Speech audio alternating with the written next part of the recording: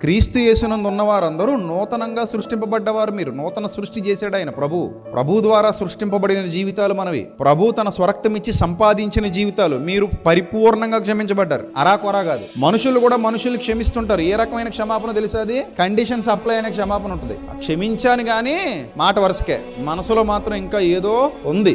నీ నాశనం చూడాలని మనసు తహతహలాడుతుంది. నిన్ను ఏదో రకంగా ఇబ్బంది పడితే చూడాలని కూడా మనసు తహతహలాడుతుంది. కానీ మాట వరుసకి ఏం చేశావు? క్షమించావు, కలిసి ఉంటున్నావు, క్షమించావు, మాట్లాడుతున్నావు, ఎదురు పడితే నవ్వుతున్నావు కూడా. కానీ లోపల పూర్తిగా నీ మీద క్షమాపణ రాలేదు. అంటే ఇదివరకట్లా ప్రేమించలేకపోతున్నావు, ఇదివరకట్లా మాట్లాడలేకపోతున్నావు, ఇదివరకట్లా ఉండలేకపోతున్నావు. అంటే లోపల ఇంకా ఆ జబ్బు అలాగే నిలిచి ఉందన్నమాట. దేవుడు మానవుడి లాంటి వాడు కాడు.